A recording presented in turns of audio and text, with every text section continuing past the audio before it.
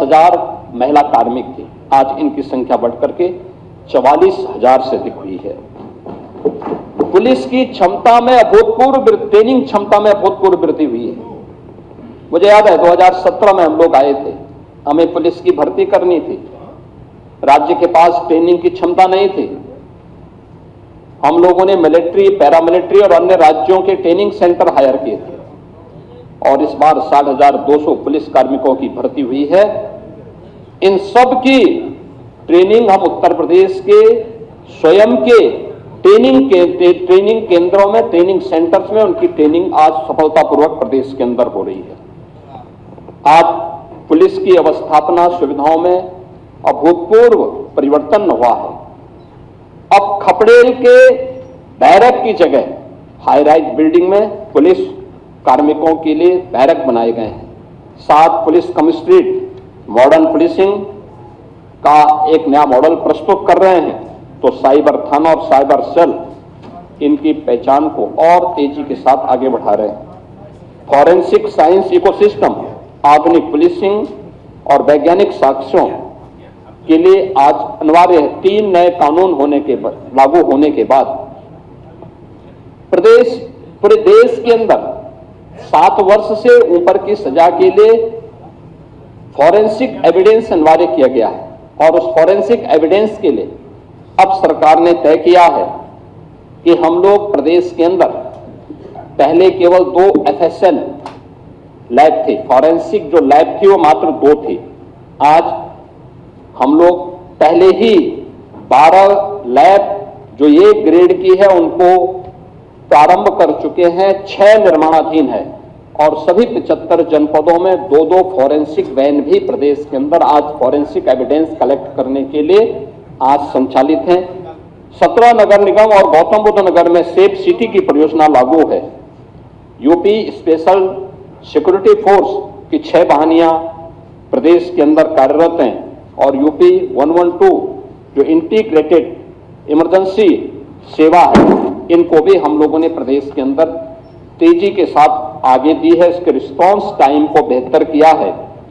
PAC जो दंगाइयों की काल थी उसको पिछली सरकारों ने अपने स्वार्थ के कारण एक प्रकार से बंदी की कगार पर पहुंचा दिया था। हमने फिर से 34 पीएसी की कंपनियों को पुनर्जीवित किया है और 3 महिला बटालियन अब पहली बार यूपी पीएसी में गठित हुई हैं और ये भी 3 उन वीरांगनाओं के नाम पर जिन्होंने देश की स्वाधीनता आंदोलन को एक नई गति दी थी, उनके नाम पर गठित हुई है, जिनमें वीरांगना चलकारी बाई, वीरांगना अवंती बाई और वीरांगना उदा देवी, इन तीनों के नाम पर 3 पीएसी की बटालियन यूपी के अंदर गठित हुई हैं और 3 नए पीएसी की बटालियन के गठन के लिए प्रदेश तेजी के साथ कार्य कर रहा है।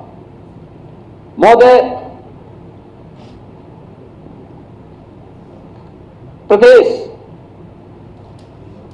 अपनी विरासत पर गौरव की अनुभूति करता है। पूरा देश आदरणीय प्रधानमंत्री जी की प्रेरणा से अपनी विरासत पर गौरव की अनुभूति करता है और हम लोगों का मानना है कि विरासत से युक्त विकास ही एक उज्जवल भविष्य की एक आधारशिला होती है। लेकिन अपने राजनीतिक स्वार्थों के लिए अगर कोई उन आक्रांताओं को महिमामंडन करता है जिन्होंने भारत की आत्मा पर प्रहार किया, जिन्होंने भारत की आस्था को रौंदने का कार्य किया है, मुझे लगता है कि आज का नया भारत, आज का नया उत्तर प्रदेश, ये नए भारत का नया उत्तर प्रदेश इसको स्वीकार करने को तैयार नहीं है, कतई तैयार नहीं है। आप देखें किस प्रकार से, यानी आक्रांताओं को महिमामंडन करना, देशद्रोही तत्वों के समर्थन में बयानबाजी करना या राष्ट्रीय प्रतीकों के प्रति अपमानजनक टिप्पणी करना, ये किसी राष्ट्रद्रोह से कम नहीं। वंदे मातरम का 150वां वर्ष चल रहा है। कुछ लोग हैं उनमें राष्ट्रगीत, जिसे भारत के संविधान सभा ने सर्वसम्मति से सम्मान देकर के राष्ट्रगीत के रूप में प्रस्तुत किया और हम आभारी हैं प्रधानमंत्री मोदी जी के जिन्होंने राष्ट्रगीत को अनिवार्य रूप से देश के अंदर लागू करने के लिए एक नोटिफिकेशन जारी करवाया कि राष्ट्रगीत भारत के आन मान शान का प्रतीक है। हर भारतवासी को अपने पुरातन वैभव पर गौरव की अनुभूति करनी चाहिए और इन सभी प्रतीकों के साथ साथ राष्ट्र नायकों का सम्मान हम सब भारतीयों का दायित्व बनता है। अगर हम आक्रांताओं का महिमा मंडन कर रहे हैं और राष्ट्र के प्रतीकों का, भारत के तिरंगे का, भारत के राष्ट्रगान का, भारत के राष्ट्रगीत का, भारत के महापुरुषों का अपमान कर रहे हैं, एक प्रकार से हम संविधान की अवहेलना कर रहे हैं। मैं पूछना चाहता हूं समाजवादी पार्टी और कांग्रेस से, एक तरफ संविधान के नाम पर जनता की आंखों में धूल झोंकने का कार्य कर रहे हैं और दूसरी तरफ वंदे मातरम जैसे राष्ट्रगीत का इनके द्वारा विरोध करवाया जा रहा है। इनके सदस्य धड़ल्ले से बोल रहे हैं कि हम वंदे मातरम के लिए खड़े नहीं होंगे, हम नहीं गाएंगे। क्या मतलब है इसका? यानी हिंदुस्तान में रहोगे और भारत के राष्ट्रगान और राष्ट्रगीत को गाने में आपको दिक्कत होती है। ये चीजें नहीं चल सकती हैं। ये भारत के संविधान निर्माताओं का अपमान है, ये बाबा साहब भीमराव अंबेडकर का अपमान है, क्योंकि उसी संविधान सभा ने, याद रखना, 24 जनवरी 1950 को वंदे मातरम को भारत के राष्ट्रगीत के रूप में मान्यता दी थी। और हर भारतीय का दायित्व बनता है हम भारत के इन प्रतीकों को पूरी तरह सम्मान दें। हम कोई भी ऐसा कार्य न करें। मुझे आश्चर्य होता है समाजवादी पार्टी के लोग गाजी के मेले का समर्थन करते हैं। ये गाजी कौन था? ये गाजी जो भारत की परंपरा और संस्कृति को रौंदने के लिए आया था। श्रावस्ती के तत्कालीन नरेश महाराज सुहेलदेव के नेतृत्व में हिंदू राजाओं ने उसको रौंद डाला। सम्मान महाराज सुहेलदेव को मिलना चाहिए था और ये मुझे आनंद की अनुभूति होती है कि हमारी डबल इंजन सरकार ने महाराज सुहेलदेव के नाम पर बहराइच की चित्तौड़ा नामक स्थान पर महाराज सुहेलदेव का भव्य स्मारक बनाकर दिया। यह हमारी सरकार को गौरव की अनुभूति होती है कि महाराज सुहेलदेव के नाम पर एकमात्र विश्वविद्यालय यह हमारी डबल इंजन की सरकार ने बनाया है। आजादी के बाद लोक माता अहिल्याबाई होलकर को सम्मान ये डबल इंजन की सरकार ने दिया है। आदरणीय प्रधानमंत्री जी ने लोक माता का एक भव्य प्रतिमा काशी विश्वनाथ धाम में स्थापित करवाई है। लेकिन गुमराह करना, असत्य वाचन करना और उसके माध्यम से गुमराह करने की जो प्रवृत्ति है समाजवादी पार्टी की, आज समाजवादी पार्टी लोक माता के नाम पर इसी प्रकार को गुमराह कर रही है। राम मंदिर का विरोध करते हैं, काशी विश्वनाथ धाम का विरोध करते हैं, क्या उस प्रकार के तत्वों को प्रश्रय देते हैं। ये प्रवृत्ति दिखाती है इनको भारत की आस्था के प्रति कोई सम्मान नहीं है, कोई सम्मान नहीं है। जन्माष्टमी को रोकने का काम, कांवड़ यात्रा को रोक लगाने का काम, अयोध्या की 84 कोसी परिक्रमा हो या दीपोत्सव और रंगोत्सव के कार्यक्रम, यह प्रतिपक्ष से जुड़े हुए दलों ने अपने समय में इनको रोकने का काम किया था। कांग्रेस तो सुप्रीम कोर्ट में यहां तक कह दी थी कि राम और श्री कृष्ण ये दोनों मिथक हैं। समाजवादी पार्टी ने अपने समय में राम भक्तों पर गोलियां चलाई थी, मंदिर निर्माण के मार्ग में बाधा पैदा करने के लिए अपने अधिवक्ता तैयार किए थे। लेकिन हम इस बात को कह सकते हैं कि हिंदुस्तान में भारत की आस्था को भी कैद करके नहीं रख सकता है और यतो धर्मस् ततो जय के भाव के साथ वह विजयी जरूर होगी और यही हुआ है। और आज अयोध्या में हम देख सकते हैं प्रभु श्री राम का भव्य मंदिर का निर्माण हो गया है। आज देश और दुनिया आती है देखने के लिए, लाखों की संख्या में हर दिन श्रद्धालु आ रहा है, हर दिन आ रहा है, प्रफुल्लित होके जाता है। ये आस्था के केंद्र केवल आस्था के केंद्र नहीं है, ये वास्तव में राष्ट्र चेतना के केंद्र भी है। राष्ट्र की शाश्वत चेतना को एक ताकत मिलती है यहां से। और वहां से हम लोगों ने आज इस कार्य को आगे बढ़ाया है। इन्हीं बातों को लेकर के हम लोग ये लगातार इन बातों को देखते हैं कि भारत की इस आत्मा के प्रति सम्मान का भाव रखना और वहां कार्य करना, ये हम सबके लिए गौरव की बात है। और हम लोगों ने उसी कार्य के साथ अपनी विरासत पर गौरव की अनुभूति करने के साथ ही उससे प्रेरणा, उसका सम्मान और उसके बेहतर भविष्य के लिए एक ठोस कार्य योजना के साथ ये डबल इंजन सरकार ने कार्य किया है। हमने गुलामी की मानसिकता से मुक्ति का मार्ग लेकर के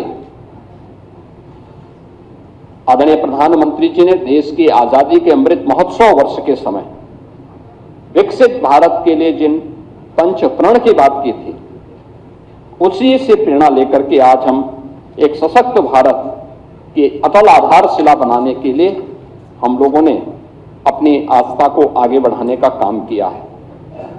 आज प्रयागराज हो, अयोध्या हो, काशी हो, मथुरा वृंदावन हो, विंध्याचल हो, चित्रकूट हो, सुखतीर्थ हो, संभल, बरेली, नैमिषारण्य, ये जितने भी पावन तीर्थ हैं, हमारे बौद्ध परिपथ हैं, अन्य भारत में जन्मी हुई उपासना विधियों से जुड़े हुए जितने भी तीर्थ स्थल हैं, इन सब के समग्र विकास के लिए आज वहां पर जन सुविधाओं के विकास करने के साथ ही डबल इंजन सरकार ने उनके समग्र विकास के लिए भी कार्य प्रारंभ किया है। आज उत्तर प्रदेश की पहचान, जब मैं उत्सव प्रदेश की बात कर रहा हूं तो उसकी पहचान दीपोत्सव से होती है। आज उसकी पहचान देव दीपावली से होती है। आज उसकी पहचान रंगोत्सव से होती है। अब ये केवल एक आयोजन मात्र नहीं है, बल्कि यह भारत की आध्यात्मिक गौरव का एक वैश्विक उत्सव के रूप में इन्होंने अपनी एक पहचान बनाई है। कौन ऐसा भारतीय होगा जिसने अयोध्या के दीपोत्सव को, काशी के देव दीपावली को और मथुरा वृंदावन के रंगोत्सव के कार्यक्रम के साथ आत्मिक भाव के साथ में जुड़ा हो। और आस्था का सम्मान करने का परिणाम क्या है? यही उत्तर प्रदेश, जिसको बीमारू राज्य कहकर के लोग इसकी तौहीन करते थे, इसके बारे में हंसते थे, तमाम प्रकार की टिप्पणियां करते थे, और जब हम लोग 2017 में आए थे तब उत्तर प्रदेश की जो जीएसडीपी थी यह मात्र 13 लाख करोड़ की थी। और यानी 1947 से लेकर के 2017 तक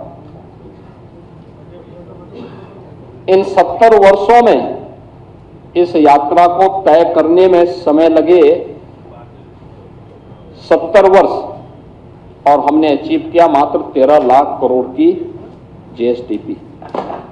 लेकिन बहनों, इसमें मैं कह सकता हूं कि 2017 के बाद मात्र 8 वर्ष के अंदर, 8-8.5 वर्ष के अंदर डबल इंजन सरकार ने इसमें 23 लाख करोड़ अतिरिक्त जोड़े हैं। अब उत्तर प्रदेश की अर्थव्यवस्था 36 लाख करोड़ की हो चुकी है। देश की जीडीपी में यूपी का जो योगदान था, जब ये देश आजाद हुआ था, यूपी का शेयर था 14%। लगातार घटते घटते घटते घटते 2017 तक आते आते यह 16-17 में आते आते 8% रह गया।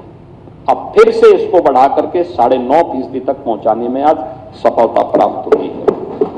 हमने पर कैपिटा इनकम को भी 3 गुना करने में सफलता प्राप्त की है। इसके लिए पिछले 8-8.5 वर्ष में कोई जनता जनार्दन पे कोई अतिरिक्त टैक्स नहीं लगाया। हाँ, हमने टैक्स चोरी को रोका है, रेवेन्यू लीकेजेज को प्रभावी ढंग से उस पर अंकुश लगाया है, और तब हमें ये सफलता प्राप्त हुई है। आज प्रदेश आज मैं कह सकता हूं कि पिछले 5-6 वर्षों से लगातार रेवेन्यू सरप्लस स्टेट के रूप में अपने आप को स्थापित किया है। जोरदार वित्तीय अनुशासन भी है और विकास के दोनों मिसाल, दोनों का संतुलन आज उत्तर प्रदेश के अंदर देखने को मिल रहा है। अब उत्तर प्रदेश का बैंकों में जमा होने वाला पैसा, यानी जो पैसा पहले उत्तर प्रदेश के अंदर 100 रुपया अगर जमा होता था तो मात्र 43 रुपया बैंकों में जमा, वहां पब्लिक के उपयोग में खर्च होता था। आज हमने इसकी संख्या बढ़ा करके 100 में से 61 से 62 रुपया आज उत्तर प्रदेश के नौजवानों को, यहाँ के व्यापारियों को आज खर्च करने के लिए प्राप्त हो रहा है। यानी सीडी रेशो 43% से बढ़ा करके हमने 61-62% पहुंचाने में सफलता प्राप्त की है। और अब मैं इस बात को कह सकता हूं कि हर एक व्यक्ति इस बात को गौरव के साथ कहता है कि उत्तर प्रदेश बेहतरीन स्थिति में है, उत्तर प्रदेश सही दिशा में आगे बढ़ रहा है। महोदय, अन्नदाता किसानों की चर्चा हमारे गाए बगाए हमारे प्रतिपक्ष के लोग भी करते हैं। नियत उनकी साफ नहीं, क्योंकि उत्तर प्रदेश तो देश की सबसे बड़ी आबादी का राज्य भी है और सबसे अधिक खाद्यान्न उत्पादन भी करता है। लेकिन अन्नदाता किसानों की स्थिति इनके समय में क्या थी, इन्होंने कहां पहुंचा दिया था? आज हम कह सकते हैं भारत का अन्नदाता या अन्नदाता भारत की एक पहचान थी। भारत आज से 2000 वर्ष पहले दुनिया की अर्थव्यवस्था का सिरमौर था। 44 से 45% अर्थव्यवस्था पर भारत का एकाधिकार था और भारत का स्वर्ण युग था। आज से 400 वर्ष पहले भी यही भारत के अंदर स्थिति थी कि भारत का शेयर ग्लोबल इकोनॉमी में भारत की स्थिति 24 से 25% पर भारत का अधिकार था। औपनिवेशिक काल में यहां पे शोषण किया गया, लूटा गया, परंपरागत उद्यम को समाप्त किया गया। अन्नदाता किसानों को जो पहले उपभोक्ता उत्पादक था उसको उपभोक्ता बना करके रख दिया। कच्चा माल यहां से बाहर जाता था, सस्ते में वहां से पक्का माल बन करके आता था और उस पर भारी टैक्स लगते थे और वो महंगा होकर के यहां बेचा जाता था। लेकिन आज हम कह सकते हैं कि अब जो पिछली सरकारों ने भी औपनिवेशिक काल की उसी मानसिकता के साथ अन्नदाता किसानों के साथ अपने एमएसएमई सेक्टर में परंपरागत उद्यम के साथ जुड़े हुए जो कारीगर थे, इनके साथ यही व्यवहार किया। आज पिछले 11 वर्ष में आदरणीय प्रधानमंत्री जी के मार्गदर्शन और नेतृत्व में अब किसान उत्पादक से उसे हमने फिर से उसकी पहचान उस रूप में प्रस्तुत की है। चाहे वह अपने आप में किसान हो, कारीगर हो, इन सभी को हम लोगों ने मजबूती के साथ आगे बढ़ाया है और हम इस बात को मानते हैं कि देश किसानों के श्रम से, कारीगरों की सृजनशीलता से खड़ा हुआ है। हर गांव हमारे यहां एक आत्मनिर्भर इकाई हुआ करती थी, ग्राम स्वराज उसकी आधारशिला थी। आज चाहे वह कृषि हो, पशुपालन हो, हस्तशिल्प आदि कोई भी क्षेत्र रहा हो, यहां पहले किसान उत्पादक था, कारीगर स्वयं में उद्यमी था, व्यापारी राष्ट्र को जोड़ने की सेतु हुआ करता था। उत्तर से दक्षिण, पूरब से पश्चिम, पूरे देश को जोड़ने का काम होता था। 17 के पहले कृषि के बारे में कोई स्पष्ट नीति नहीं थी। अन्नदाता केवल एक वोट बैंक बन गया था, लागत अधिक थी, उत्पादन कम था और बिचौलियों का वर्चस्व था। 17 के बाद डबल इंजन की डबल स्पीड, लागत कम, उत्पादन ज्यादा। अन्नदाता को विकास में भागीदार बनाया गया और अन्नदाता से उद्यमी बनने की एक कहानी आज उत्तर प्रदेश के अंदर देखी जा सकती है। जब हमारा अन्नदाता किसान एफपीओज के माध्यम से या जब गांव की एक महिला डोन दीदी के रूप में अपनी एक पहचान बनाती है, आज विकास की यात्रा में हमारा अन्नदाता किसान सक्रिय रूप से सहभागी बना है। हमारा संकल्प कृषि को income based and value edition model के साथ जोड़ने के साथ ही अन्नदाता किसानों की आय को बढ़ाना है। आज उत्तर प्रदेश में कृषि विकास की दर 8-8.5% से बढ़कर के 18% हम लोगों ने प्राप्त किया है। एमएसपी पर पारदर्शी खरीद हो रही है और डीबीटी का जो पैसा है वो सीधे डीबीटी के माध्यम से अन्नदाता किसानों के खाते में जा रहा है। यह तब है, इसी का परिणाम है 11% देश के अंदर कृषि का जो कुल भूमि भूभाग है 11% यूपी के पास है, लेकिन इस 11% में उत्तर प्रदेश 21% खाद्यान्न उत्पन्न कर रहा है। अब अन्नदाता बीज से बाजार तक एक ग्लोबल मार्केट एक्सेस उसको उपलब्ध है और प्रधानमंत्री किसान सम्मान निधि में भी उत्तर प्रदेश के अन्नदाता किसानों को 95,000 करोड़ रुपए से अधिक की धनराशि सीधे उनके अकाउंट में हस्तांतरित हुई है। आज अन्नदाता किसानों को उन्नत बीज, प्राकृतिक खेती, ड्रोन और जलवायु अनुकूल आधुनिक तकनीक की सीधी जानकारी सरल भाषा में उपलब्ध कराने का काम भी प्रदेश भर में हो रहा है।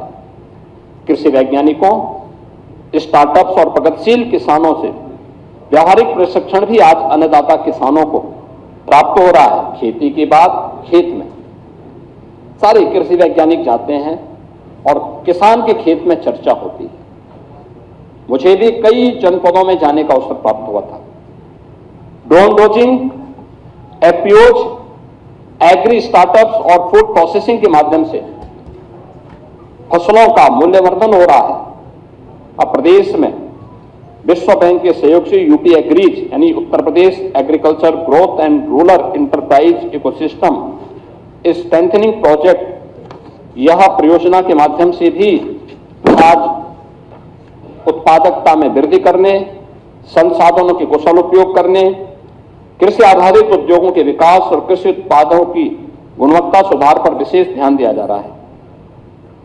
एक बात जो बार बार अन्नदाता किसानों की ओर से आती थी, वो आती थी निराश्रित गौवंश की। स्वाभाविक रूप से 17 के पहले प्रदेश के अंदर स्लॉटर हाउसेस धड़ल्ले से चलते थे, व्यापक तस्करी होती थी, आस्था के साथ खिलवाड़ होता था। जीरो टॉलरेंस की नीति के तहत गौ हत्या, गौ पर एक कठोर कानून प्रदेश के अंदर बना। हम लोगों ने प्रदेश के अंदर गौ तस्करी को रोका। तमाम गौवंश निराश्रित होकर के सड़कों पे आया। आज 7,727 से अधिक गौ आश्रय स्थल उत्तर प्रदेश के अंदर संचालित हैं, जिनमें 16 लाख से अधिक गौवंश संरक्षित है और प्राकृतिक खेती, गौ आधारित खेती, इसी के माध्यम से आज हम आगे बढ़ा रहे हैं और उसी का परिणाम है कि आज उत्तर प्रदेश दुग्ध उत्पादन में अग्रणी राज्य है और मत्स्य उत्पादन में भी उत्तर प्रदेश ने दुगने से अधिक की सफलता प्राप्त की है। महोदय, गन्ना किसानों की चर्चा अक्सर सदन में होती थी। आज देश के कुल गन्ना उत्पादन का 55% उत्तर प्रदेश का किसान उत्पादन कर रहा है। सन 2000 से 2017 के बीच कुल 2,14,000 करोड़ का भुगतान हुआ था 17 वर्षों में, और 2017 के बाद से अब तक पिछले 8-8.5 वर्ष में हम लोगों ने 3,06,000 करोड़ रुपए का गन्ना मूल्य का भुगतान किया है, यानी 90,000 करोड़ रुपए से अतिरिक्त भुगतान आधे समय में हम लोगों ने अन्नदाता किसान को किया है। 122 चीनी मिलें संचालित है और गन्ने का दाम 400 रुपया प्रति क्विंटल भी हम लोगों ने किया है। इथेनॉल प्रोडक्शन 41 करोड़ लीटर से बढ़कर के 182 करोड़ लीटर आज प्रदेश के अंदर हो रहा है, और ये इथेनॉल उत्पादन, इथेनॉल ब्लेंडेड पेट्रोल प्रोग्राम के अंतर्गत अब शुगर यानी इथेनॉल सेक्टर को एश्योर्ड कैश फ्लो सेक्टर बना दिया है। इथेनॉल उत्पादन में ब्लेंडिंग होने के बाद से अब ये मान्यता है कैश क्रॉप के रूप में गन्ना तो माना ही जाता था, अब इथेनॉल उत्पादन भी, यानी अन्नदाता किसान और चीनी मिलों का एश्योर्ड बायर फास्टर पेमेंट भी इसके माध्यम से सुनिश्चित हुआ है। महोदय, प्रदेश के अंदर कृषि इंफ्रास्ट्रक्चर को भी काफी मजबूती के साथ आगे बढ़ाया है।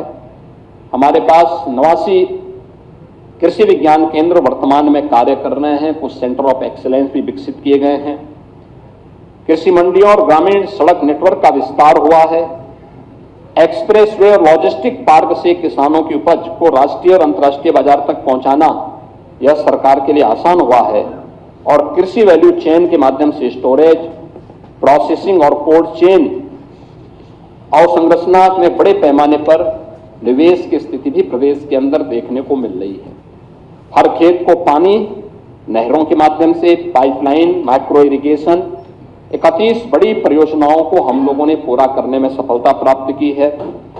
पीएम कुसुम योजना के अंदर सोलर पंप और किसानों को सिंचाई के लिए जो भी उनके बिजली के द्वारा संचालित ट्यूबवेल्स थे, उनको हम लोगों ने मुफ्त में बिजली की व्यवस्था की है। कुशीनगर में महात्मा बुद्ध के नाम पे कृषि और प्रौद्योगिकी विश्वविद्यालय की स्थापना का कार्य युद्ध स्तर पर चल रहा है। तो लखनऊ में किसानों के मसीहा चौधरी चरण सिंह जी के नाम पर एक सीड पार्क की स्थापना का काम यहां लखनऊ में हो रहा है।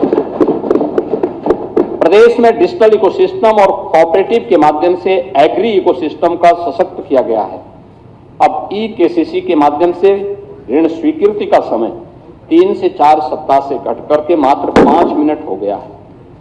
प्रदेश में अन्नदाता किसान और सरकार एआई आधारित कृषि प्रणाली पर काम कर रही है। यूनियन बजट में प्रस्तुत भारत विस्तार एआई कृषि प्लेटफॉर्म किसान को उसकी भाषा में निर्णय सक्षम बनाकर हमें और लाभान्वित करेगा। एपीओज का एक मॉडल आज हम सबके सामने देखने को मिल रहा है और प्रदेश के अंदर तमाम ऐसे हम लोगों ने एपीओज गठित किए हैं जो किसान की आमदनी को खासतौर पर महिलाओं की सहभागिता के माध्यम से बहुत सशक्त बनाता है। झांसी का बलेनी मिल्क प्रोड्यूसर हो या आगरा का मिल्क प्रोड्यूसर, ये सभी प्रदेश में ऐसे 5 बड़े मिल्क प्रोड्यूसर वर्तमान में अपना कार्य कर रहे हैं। दूसरा, एमएसएमई सेक्टर में भी जो कार्य किया है, हम सब जानते हैं कि 2017 के पहले ये मृत प्राय सा हो गया था और इसकी स्थिति अत्यंत दयनीय थी। आज ओडीओपी के माध्यम से हम लोगों ने प्रदेश के अंदर जो परंपरागत उत्पाद था एमएसएमई का, उसको वन डिस्ट्रिक्ट वन प्रोडक्ट के माध्यम से इसकी ब्रांडिंग की, इसको डिजाइन के साथ जोड़ा, इसको टेक्नोलॉजी के साथ जोड़ा, इसे हम लोगों ने मार्केट के साथ जोड़ने की कार्रवाई करने के साथ ही पैकेजिंग के साथ जोड़ने के लिए सरकार ने अनेक प्रकार के कार्यक्रम बनाए हैं। आज उसी का परिणाम है कि यूपी 17 के पहले 84,000 करोड़ का केवल एक्सपोर्ट करता था, आज लगभग बढ़कर के 2 लाख करोड़ के आसपास पहुंच रहा है।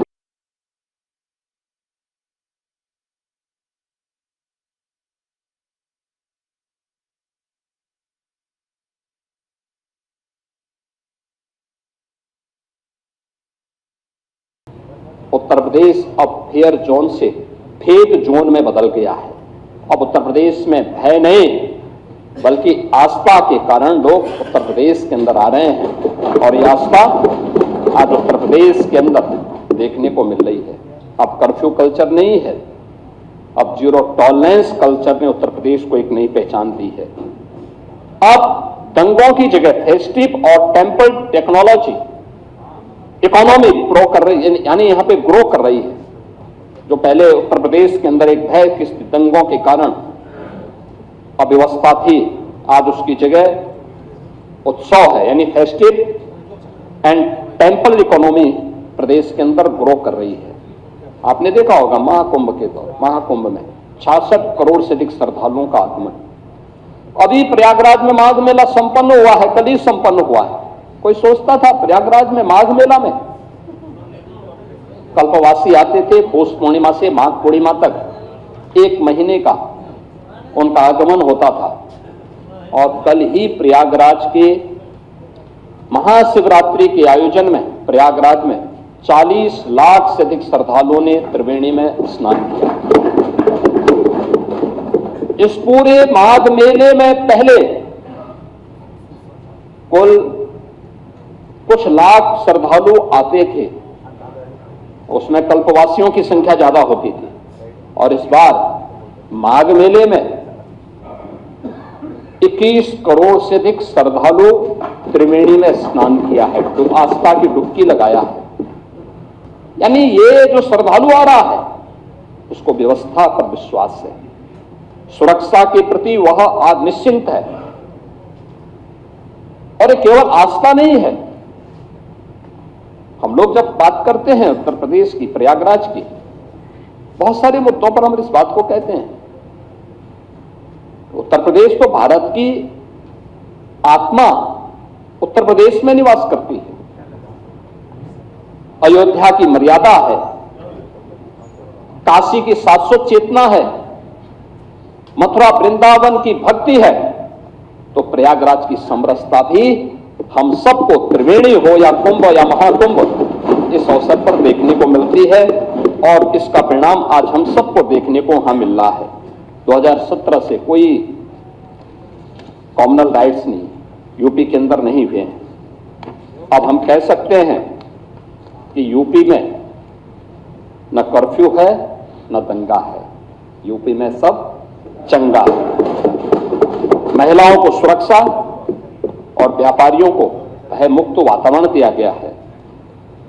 इन 8 वर्षों में 2,19,000 पुलिस की भर्ती, इनमें 20% महिला बेटियों के लिए आरक्षण, यानी हम लोग जब आए थे तब उत्तर प्रदेश पुलिस बल में कुल 10,000 महिला कार्मिक थे, आज इनकी संख्या बढ़कर के 44,000 से अधिक हुई है।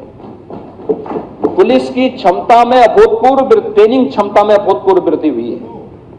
मुझे याद है 2017 में हम लोग आए थे, हमें पुलिस की भर्ती करनी थी, राज्य के पास ट्रेनिंग की क्षमता नहीं थी।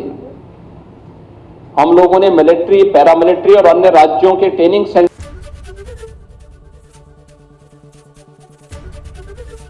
एबीपी गंगा, खबर आपकी, जुबान आपकी।